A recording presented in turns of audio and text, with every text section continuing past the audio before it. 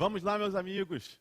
Você que adquiriu o nosso kit aqui do GMX, tem o e-book, tem agora essas videoaulas, vai ficar muito legal. Você que quer aprender mais sobre cláusulas exorbitantes. Então, para não ficar um vídeo muito longo, vou entrar logo no nosso assunto. Mas, para quem não me conhece, como está aí na tela, meu nome é professor Gabriel Barros, professor de Direito Administrativo aqui do GMX, primeira e segunda fase online da OAB. Tá? E aqui é legal que você vai conhecer como que é a minha didática, como que é a minha dinâmica de aula. Isso vai ser mais interessante para vocês que querem adquirir a primeira fase ou a segunda fase aqui da GMX Brasil. Beleza? Então, qual é o nosso tema? Cláusulas exorbitantes, que você tem no seu e-book. Cláusulas exorbitantes, tema importantíssimo, e quando cai em prova, cai aprofundado, e a gente vai aprofundar aqui. Beleza? Onde está esse tema? Dentro de contratos administrativos. Tá? Dentro de contratos. São essas cláusulas exorbitantes, anota aí o conceito no seu caderno. O que são as cláusulas exorbitantes? Vou ditar para vocês. As cláusulas exorbitantes são prerrogativas, dadas pelo legislador. Então, as cláusulas são prerrogativas dadas pelo legislador para a administração pública,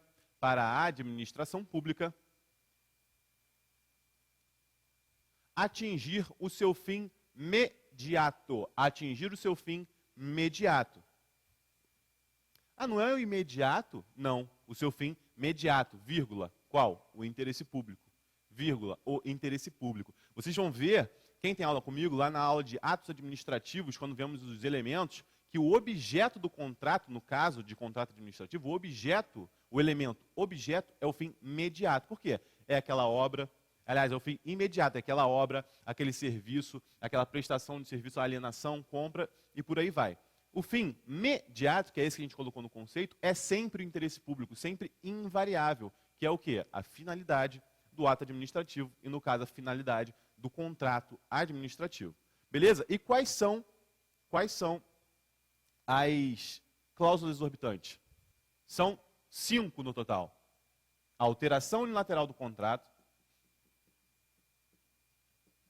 alteração unilateral do contrato. 2, a rescisão unilateral do contrato. Como temos a alteração, temos a rescisão. 3, a fiscalização da execução do contrato. Fiscalização da execução do contrato. 4, a aplicação de penalidade. Aplicação de sanção ou penalidade. Sanção ou penalidade. E, por fim, a ocupação provisória. Ocupação provisória. Não confundam com a ocupação temporária. A ocupação temporária está lá na intervenção do Estado na propriedade. Tá? Ocupação temporária não pode ser confundida com ocupação provisória. Beleza? Então, essas são as 5 espécies de cláusulas exorbitantes. E agora vamos falar de cada uma delas especificamente. Primeiro, alteração unilateral do contrato. O que seria a alteração unilateral do contrato? Anote no seu caderno. A alteração unilateral do contrato é o poder que a administração pública tem,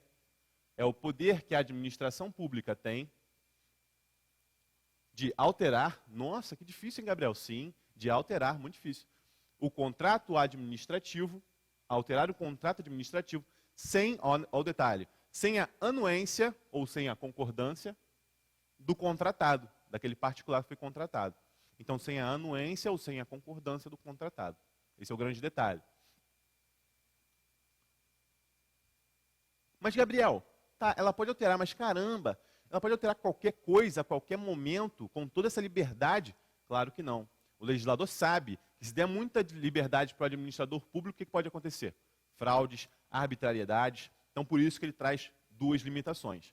Primeira limitação.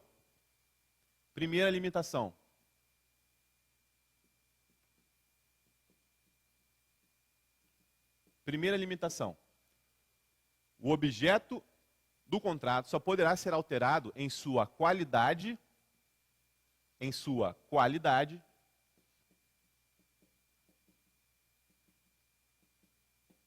ou em sua quantidade? Em sua qualidade ou em sua quantidade. Outra coisa, é vedado, eu não coloquei isso no slide, daqui a pouco vocês vão ver um slide muito bacana. Eu não coloquei no slide que é vedado a alteração unilateral, coloca o seu caderno numa observação, é vedado a alteração unilateral de cláusulas econômicas financeiras. De cláusulas econômicas financeiras, que versam sobre a parte do pagamento do contratado. Beleza? Cláusulas econômicas financeiras não podem ser alteradas. Tá bom? Então, primeira limitação, só o objeto pode ser alterado na sua qualidade ou na sua quantidade. Então, na qualidade, Gabriel, me dá um exemplo. Olha no slide o exemplo da qualidade. Esse primeiro caso, o caso de cima, vamos supor que o objeto do contrato, a origem, o contrato original, era, nessa primeira de cima, eram esses dois prédiozinhos horríveis aí, e aí a administração pública pega esses dois mesmos prédios e fala assim, não, eu quero alterar na qualidade esses dois prédios e vou melhorar a qualidade desses dois prédios. Nesse primeiro caso, será que é possível essa qualidade? Vamos ver, vai depender, mas é bem proporcional, né? Não muda muita coisa. Mas aí, no segundo caso, olha a mudança. Olha a mudança de um prédio para o outro. Será que desproporcional dessa forma é possível? Vamos ver também. Tá? Esse é um exemplo da qualidade do objeto. Continuam sendo dois prédios, só que olha a diferença de um para o outro. Né? Então, no primeiro caso, de repente é possível. Vamos ver se é ou não. E a quantidade, Gabriel? Olha aí a quantidade. Eram dois prédios no contrato original e mudaram para 3. Beleza, de repente é possível. Pode ser proporcional. Eu achei proporcional. E, no segundo caso, são dois prédios e mudaram para quantos aí? Você consegue contar? Não, são muitos. Então, provavelmente, não é possível. Tem sempre que, volta para mim, tem sempre que atender ao princípio da proporcionalidade e o da razoabilidade. Tá bom? Mas, Gabriel, como a gente vai saber, então, se aquele primeiro caso que a gente acha que é proporcional, pode ou não pode?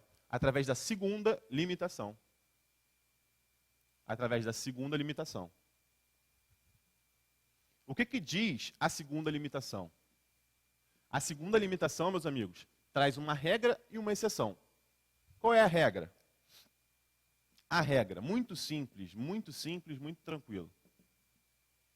A regra diz que a qualidade ou a quantidade do objeto desse contrato poderá ser alterada, beleza? Para cima ou para baixo, para cima ou para baixo, em até 25% do valor do contrato. Em até 25% do valor do contrato. Então, a qualidade vai ser tanto para cima ou tanto para baixo, em 25%. Se naquele primeiro caso da qualidade, os prédios ficaram dois prédios bonitinhos, ele aumentou. Se ele aumentou a qualidade vai aumentar o preço, certo? Então, aumentou. Em até 25% do valor do contrato, então beleza, poderá alterar. Se passou disso, já não pode mais. Tá? Então a alteração tem essa limitação aqui. E mais, no caso da quantidade, lá no primeiro caso, que aumentou de 2 para 3, provavelmente não chegou a 25%. Provavelmente não chegou. Então poderia, mas se passou de 25%, não poderia. Essa é a grande limitação. Beleza? Só que tem uma exceção para dois casos específicos. Para dois casos específicos. Olha só. Poderá aumentar, eu já vou te dar o detalhe, aumentar em até 50%, olha como aumenta o patamar, hein? Em até 50%, quando os casos forem de, dois casos, reforma de edifício,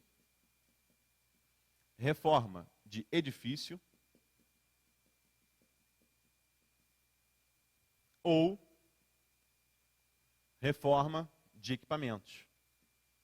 reforma de equipamentos. Então, sendo reforma de edifício ou uma reforma de equipamentos, poderá aumentar em até 50%. Mas, Gabriel, está faltando alguma coisa aí. Essa setinha para baixo que você colocou aqui em cima? Não tem. A lei não possibilita a supressão de até 50%. Supressão, mesma coisa que diminuição. A lei não comenta isso. Ela só fala que só poderá aumentar. Então, não podemos, já que é uma exceção, interpretar ampliativamente. Sempre que for uma exceção, em todo direito, você interprete restritivamente. Então não podemos imaginar que aqui tenha uma supressão. Beleza? Muito tranquilo. E agora falamos da alteração. Qual é a próxima da nossa lista que você anotou no seu caderno, tem certeza? A rescisão. E a rescisão, o conceito de rescisão é muito parecido com a alteração unilateral do contrato. O conceito de rescisão é justamente o poder da administração pública, de rescindir, caramba, Gabriel, difícil também, né? Muito difícil, muito complicado. Rescindir o contrato sem anuência do contratado, do particular. Sem a anuência ou a concordância do contratado, do particular. Onde está isso? Lá no artigo 78. No artigo 78. E lá, da lei, desculpa, eu não falei isso, olha que erro meu, hein? Da lei 8666, que é a lei que a gente vai tratar de todo o contrato da legislação clássica, todo o contrato administrativo. Lei 8666 de 93. Mas essa não é lei de licitação, Gabriel? É até o artigo 53. Do 54 para frente fala de contratos. Então é a lei de licitações e contratos. Além das leis modernas, que é a lei 8987 de 95, fala sobre concessão e permissão. Tem a lei 11.079 de 2004, que fala da PPP. Então, mas as cláusulas exorbitantes são trabalhadas na lei 8666. Tranquilo? Então, lá no artigo 78. Gabriel, você vai dizer todas as hipóteses? Claro que não. Só as que mais caem em prova, porque são quase 20 incisos no artigo 78. Tá? Então, é melhor falar só das que caem em prova, porque o objetivo é esse, é o foco. Tá? Então, dá uma olhada aí no slide, quais são as hipóteses principais da rescisão unilateral do contrato. Então, olha essas figurinhas engraçadas aí que eu coloquei. Primeira hipótese, não cumprimento das cláusulas contratuais. Não, ou seja, olha como a imagem diz tudo. Rompeu o contrato, rompeu o acordo, não houve o cumprimento das cláusulas contratuais, então é possível sim a rescisão unilateral do contrato. Claro que quem rompeu nesse caso é o contratado, não o particular. Segunda hipótese, cumprimento cumprimento irregular. Está vendo essa foto aí? Essa foto aí foi de uma estrada lá em Rio Bonito, aqui no Rio de Janeiro, que tinha acabado, há 2 semanas atrás dessa foto, tinha acabado de ser feita todo o asfalto dessa estrada. E olha como ficou. Olha como ficou. Será que, apesar de ser cumprido, não podemos falar que não foi cumprido. Foi cumprido. Mas foi cumprido de forma regular? Aparentemente não. Só se esse é um novo design de asfalto que aparece a terra, aí, que dá um efeito que está parecendo terra. Mas eu acho que não é isso não. Então, cumprimento irregular é a nossa segunda hipótese. Terceira hipótese, morosidade indevida, lentidão. E aí está a nossa lesminha preferida, o nosso Gary, que é lá do desenho do Bob Esponja. Eu tenho um irmão de 10 anos, tá? E eu assisto Bob Esponja com ele. É dever de irmão mais velho, né? Então, eu sei o nome desse caracolzinho aí, o Gary. Quarta hipótese, atraso imotivado da obra. Atraso imotivado da obra. Eu não sei nem por que eu coloquei um estádio de futebol, porque está tudo tão a seu tempo, né, para a nossa Copa, para a nossa Olimpíada, está tudo tão certinho. Eu não sei nem por que eu coloquei, mas eu coloquei aí porque eu sei que vocês vão lembrar, tá, se vocês precisarem disso na prova. Então, volta para mim. Volta para mim. Rescisão unilateral do contrato. Sempre precisa do contraditório e da ampla defesa. Sempre precisa do contraditório e da ampla defesa. Sempre precisa ser motivado, fundamentado, de forma adequada. Tá? Em regra, toda decisão da administração pública, e os doutrinadores estão entendendo que hoje, em regra, todo ato administrativo, seja ele discricionário ou vinculado, deverá ser motivado. Tá bom? Preste atenção na mudança que a doutrina está tendo de uns tempos para cá. Beleza? Quais são os efeitos da rescisão? Tem 2 efeitos. Tá? Quando tratamos de rescisão, tem o efeito que diz que deve indenizar o contratado e tem um efeito que diz que não deve indenizar o contratado. Quais são esses efeitos? Olha aí no slide. 2 efeitos. Primeiro, em razão do descumprimento por parte do contratado. Se o contratado que deu causa a essa rescisão do contrato, será que ele deve ser indenizado? O que você acha aí no seu coração? Com certeza não, né, meus amigos? Com certeza não. Isso aí é mais lógico do que direito. Com certeza não. E se foi um ato discricionário. Essa rescisão foi um ato discricionário, porque, analisando a conveniência e oportunidade, e nessa análise, nessa subjetividade do administrador público, ele entendeu que o interesse público não mais pedia a realização desse contrato administrativo, ou seja, a execução do objeto desse contrato. Será que não é devida a indenização? Claro que é, né? Claro que é devida a indenização. Por quê? O particular, ele colocou toda a sua força, todo o seu capital, a sua força humana ali naquele empreendimento. Então, deve ser indenizado com certeza. Volta para mim. Sem dúvida. Isso é mais raciocínio do que, de fato, o direito, né? Mas é bom vocês saberem o efeito da rescisão. O que a gente precisa saber? No contrato administrativo, assim como no contrato do direito civil, existe uma cláusula chamada de exceção do contrato não cumprido, exceção do contrato não cumprido, ou, para quem é emitido no direito, exception non adimplente contractus. Eu acho uma palhaçada isso aqui, mas se cair na sua prova, você não vai poder falar que eu não te falei. Exception non adimplente contractus, porque a gente tem que tomar cuidado que normalmente quem é emitido é quem? O examinador. Então é ele que quer te pegar. Então, saiba que a exceção do contrato não cumprido é também chamada de exception non adimplente contractus. O que significa ela? Significa o seguinte, muito simples.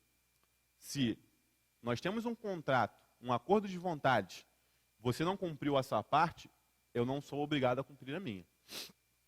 Então, se temos o contrato, você não cumpriu a sua parte, eu não sou obrigado a cumprir a minha. Isso no direito civil. No contrato administrativo, existe uma mitigação, não falei eliminação, hein? Mitigação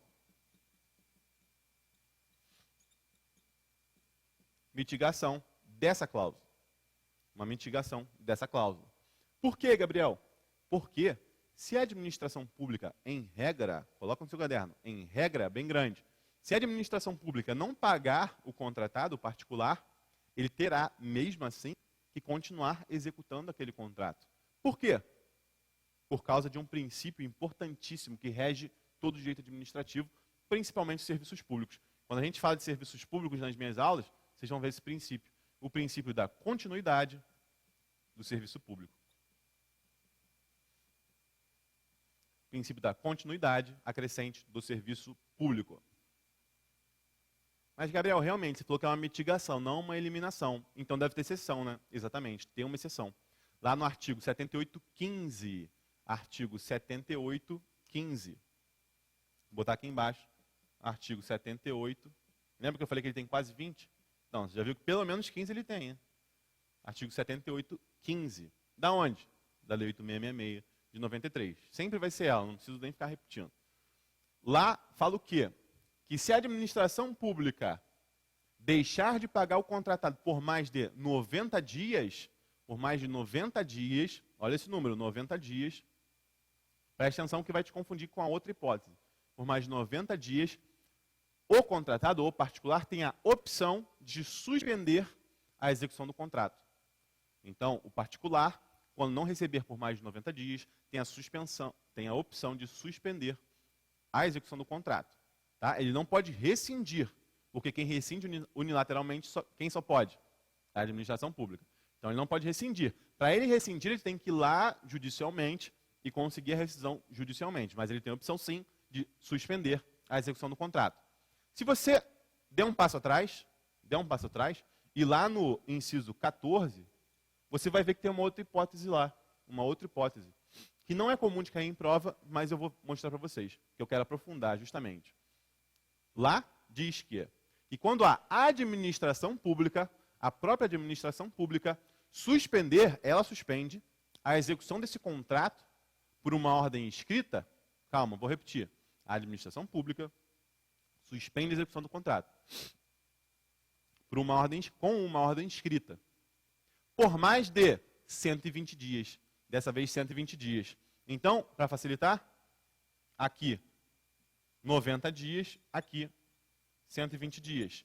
Quando ela suspende a execução do contrato por mais de 120 dias, O contratado também terá a opção de suspender a sua execução do contrato. Se ela voltar a partir daqui, ele pode falar, não vou executar o contrato até que você me pague todos os 120 dias. Então, é uma outra opção que o contratado tem de suspender a execução do contrato. Beleza? Muito tranquilo. Agora falamos da alteração, falamos da rescisão, falamos da cláusula importantíssima da exceção do contrato não cumprido, que é mitigada, não é eliminada. E agora podemos passar para a nossa próxima cláusula exorbitante, que é a fiscalização da execução do contrato. O que significa isso, Gabriel? Significa que o poder público competente por esse contrato administrativo poderá nomear um fiscal para, adivinhe, fiscalizar, para averiguar, para ficar de olho, né, na execução desse contrato administrativo. Beleza? Ele vai ficar de olho na execução do contrato administrativo, esse fiscal nomeado pelo poder competente. Só que muitos contratados, muitos particulares, acham que só porque o cara está fiscalizando ali, que eles não têm responsabilidade mais de nada. Claro que não, né, meus amigos? Então, esse é o detalhe, independente dessa fiscalização, não exime o contratado de suas responsabilidades decorrentes de danos a terceiros, não exime o contratado de suas responsabilidades decorrentes de danos a terceiros ou diretamente de danos para a própria administração pública. Danos a terceiros ou diretamente para a própria administração pública. Esse é o grande detalhe da fiscalização. Beleza? E olha o que acontece quando há essa fiscalização. Dá uma olhada no slide. Olha o que acontece. Olha como fica o contratado ali de azul. Exatamente isso que acontece. Beleza? Só para a gente descontrair um pouquinho. Volta para mim. Exatamente isso que acontece. Né? Ele fica preocupado. Agora, vimos três. Alteração, rescisão e fiscalização da execução do contrato. E a aplicação das penas? A aplicação das penas. Decorrente dessa fiscalização que a gente acabou de ver, isso é decorrente dessa fiscalização. Porque se ele encontrar uma irregularidade, ele poderá, proporcionalmente, trazer uma pena, aplicar uma pena nesse contratado. Proporcionalmente. Ou seja, se a conduta for uma conduta leve, a pena terá que ser leve. Se a conduta for uma conduta grave, a pena terá que ser grave. Se a conduta for uma conduta gravíssima, a pena deverá ser gravíssima. Então, sempre o princípio da proporcionalidade está limitando a atitude do administrador público para que ele não incorra em arbitrariedade. Entendeu? Muito simples, não é? Mas quais são as espécies de sanções que poderá o administrador público aplicar? Dá uma olhada no slide, são quatro sanções. Primeira sanção, a advertência. Primeira sanção é a advertência. Segunda, a multa. Observação, muito importante. Essa segunda, a multa, poderá ser cumulada com todas as outras.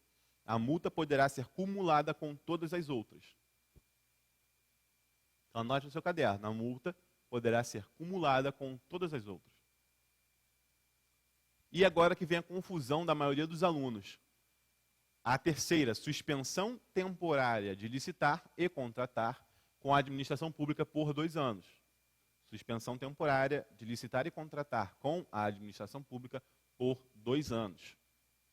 E a quarta, a declaração de inidoneidade para licitar e contratar, também por até 2 anos.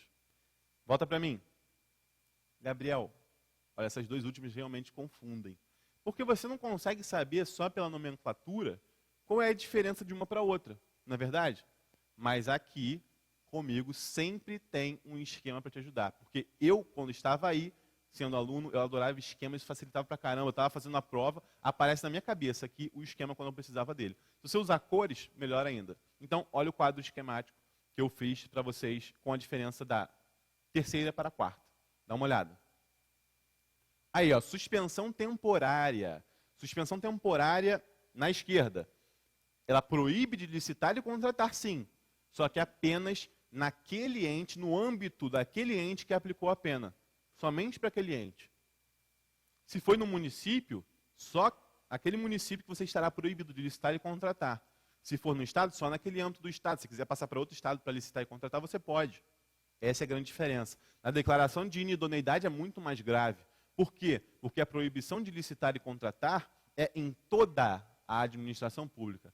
Em toda a administração pública. Então, olha como que é mais grave. Olha como o âmbito de incidência é muito maior.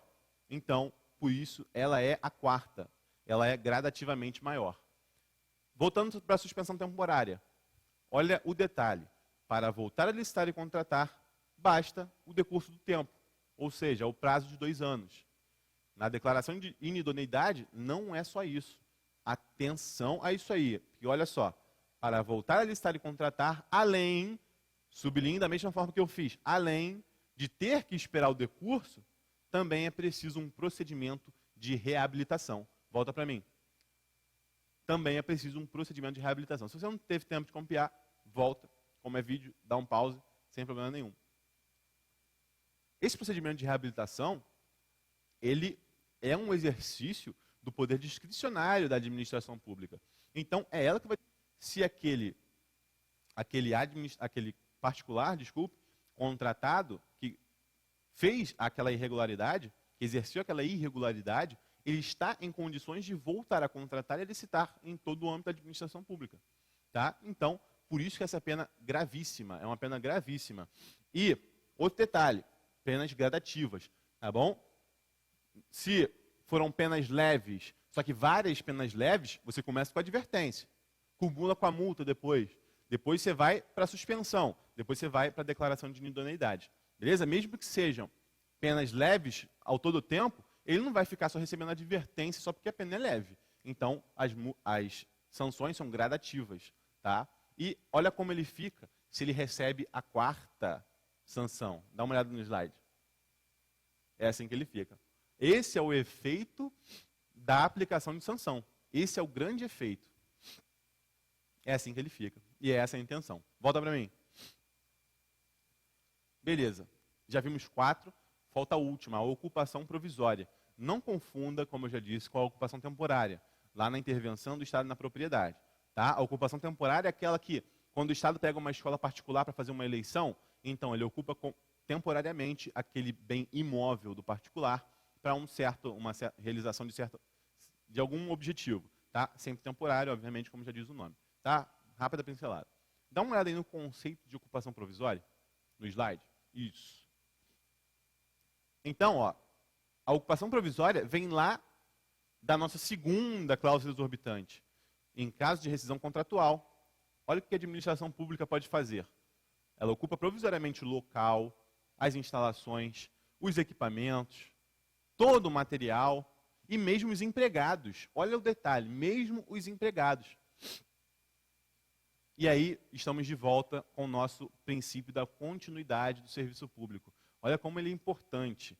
Olha como eu citei ele aqui na aula. Olha como eu citei. Volta para mim rapidinho. Então, todas essas cláusulas exorbitantes, elas justificam uma coisa. Justificam uma coisa. Olha que interessante. Vê se vocês já ouviram falar, eu tenho certeza que já. A supremacia do interesse público. Do interesse público sobre o privado. Sobre o privado. Sobre o privado. É isso aqui que justifica todas essas cláusulas exorbitantes. Beleza, meus amigos? Só queria dar mais um detalhe, é um bônus que eu quero dar para vocês. Já falamos de todas as cláusulas exorbitantes, poderia parar a aula aqui, mas eu quero falar da exigência de garantia do contrato administrativo. Quando a gente tem um módulo só de contrato administrativo, você vai ver. Eu vou muito a fundo, você sai daqui praticamente pronto para fazer um contrato administrativo. Se você quer advogar na área de administrativo, nós vamos fazer um módulo de contrato administrativo e eu vou muito a fundo porque essa é a área que eu mais gosto. Tanto contrato como licitação. E é a área que eu mais sei, mais sou aprofundado no direito administrativo inteiro. Então, fique atento que vai chegar. Tá? Vamos para o slide? Exigência de garantias. Olha o detalhe. Para garantir essa continuidade de serviço público, esse princípio que é tão importante para nós, a continuidade do serviço público, a administração pública pode exigir garantias do contratado. Olha que interessante. E quais são essas garantias? São 3 formas. 3 formas. Olha aí, calção em dinheiro ou títulos da dívida pública, a fiança bancária ou o seguro-garantia. Volta para mim rapidinho. Volta para mim rapidinho.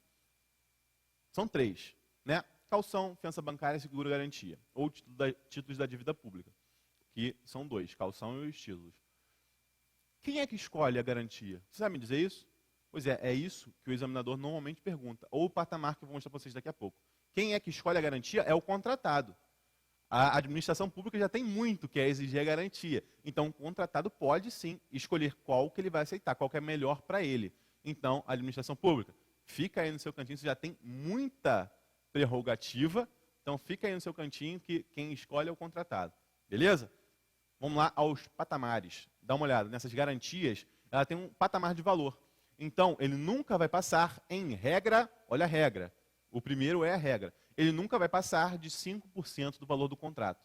Nunca vai passar de 5% do valor do contrato. Aliás, esse nunca que eu coloquei está errado, né? Porque se tem uma exceção, não podemos dizer nunca.